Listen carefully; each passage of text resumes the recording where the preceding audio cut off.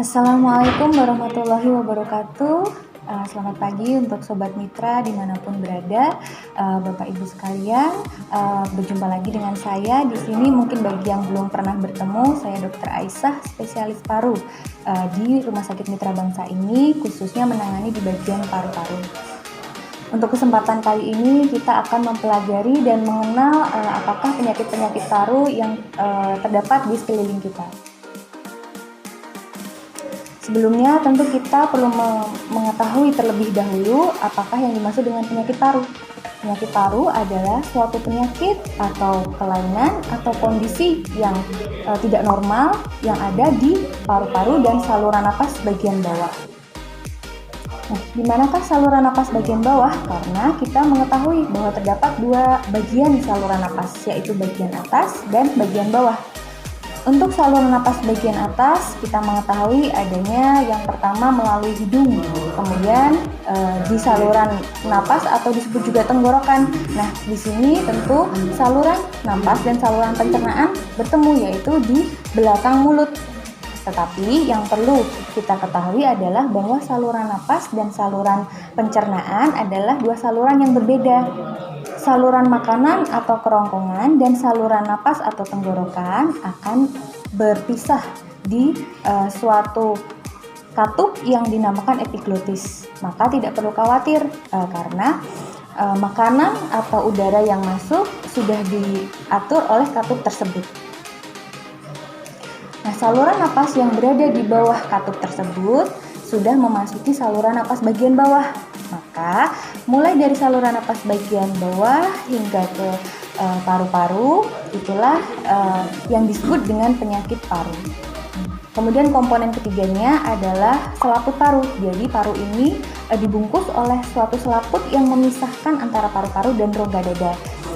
Maka apabila terjadi suatu penyakit atau kelainan pada selaput paru juga akan menimbulkan gejala yang mengindikasikan adanya penyakit paru.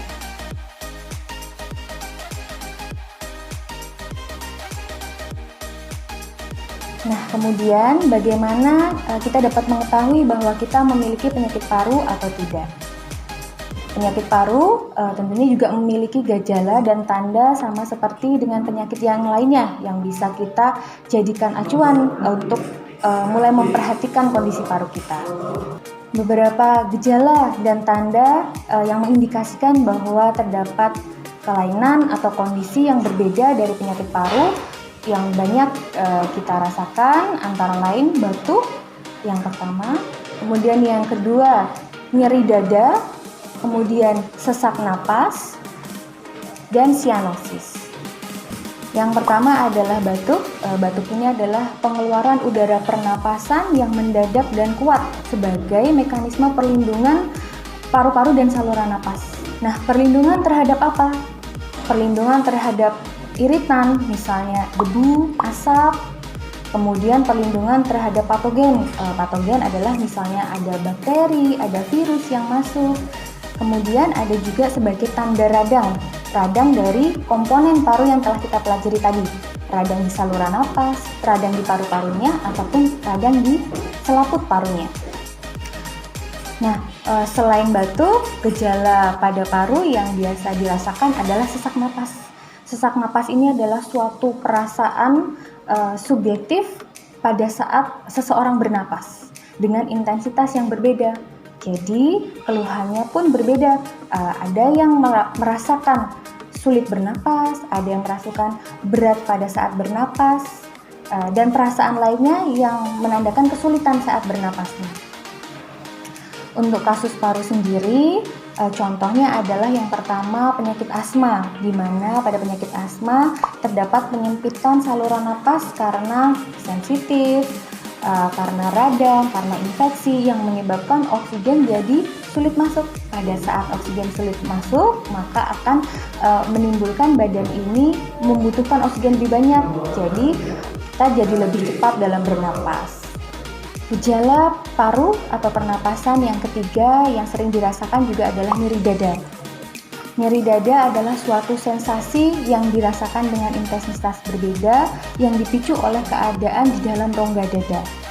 Yang penyebabnya antara lain adalah karena keadaan di dalam rongga dada, yaitu bisa paru-paru, bisa di jantung, ataupun di saluran pencernaan. Saluran pencernaan tadi ada yang pertama saluran atau kerongkongannya, tadi disebut juga ke bawahnya adalah esofagus dan juga di lambung. Nah, ini yang terjadi di rongga dada yang perlu kita ketahui atau telusuri lebih lanjut penyebab dari nyeri dada. Gejala berikutnya yang akan kita pelajari adalah cyanosis.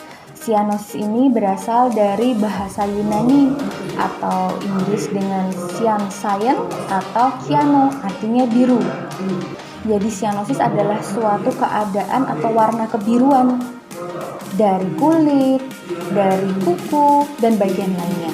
Keadaan atau warna kebiruan ini diakibatkan oleh kebanyakan dari penurunan oksigen. Nah, pada keadaan apa terjadi cyanosis atau pengurangan demikian? Satu, ada yang namanya cyanosis perifer atau warna kebiruan atau pengurangan oksigen pada keadaan tertentu seperti misalnya dingin atau berada di ketinggian yang tinggi yang akan mengakibatkan oksigen yang masuk sedikit.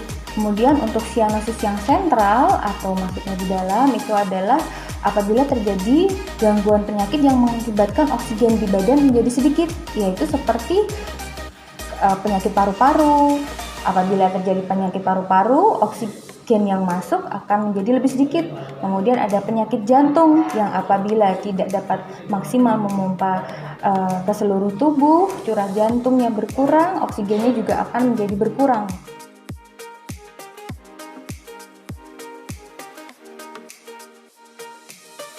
Jadi dari gejala-gejala tadi seperti batuk, sesak napas, ini memang berbeda-beda dari setiap penyakit.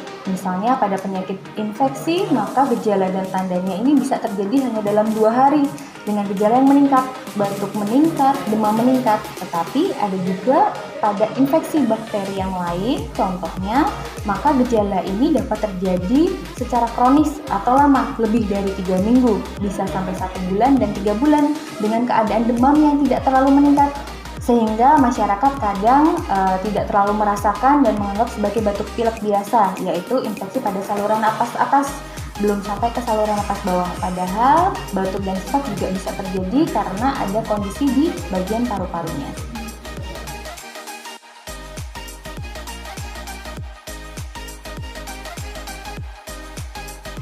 Beberapa penyakit paru juga sama dengan yang lain. Jadi ada juga penyakit paru keturunan seperti misalnya asma. Apabila orang tua menderita atau mempunyai penyakit asma atau alergi, manifestasinya bisa menjadi asma atau alergi. Jadi misalnya orang tuanya alergi makanan, batuk-batuk atau gatal, tapi tidak asma, tapi bisa juga anaknya menjadi asma. Penyakit yang lain seperti PPOK atau penyakit obstruktif kronis pada orang yang merokok atau tidak merokok juga bisa. Kebanyakan PPOK adalah karena merokok. Nah, tapi apabila memang ada faktor keturunan, maka manifestasi klinis gejala tandanya juga bisa menyerupai PPOK pada orang yang tidak merokok. Untuk penyakit keturunan ini tentu perlu dibedakan antara penyakit keturunan atau penyakit menular. Maksudnya kadang ditanyakan apakah serumah ada yang batuk. Nah, ini juga membantu pertanyaan apakah serumah memang ada keturunan seperti asma atau sensitif, atau yang kedua ketularan. Misalnya infeksi, yang paling banyak sekarang adalah infeksi TBC, dan yang kedua pada saat ini karena masih pandemi tentunya juga COVID dapat menularkan. Tapi hal ini tentunya berbeda. Nah, demikian hari ini kita bisa mengenal penyakit paru dan gejala tandanya. Semoga bermanfaat. Wassalamualaikum warahmatullahi wabarakatuh.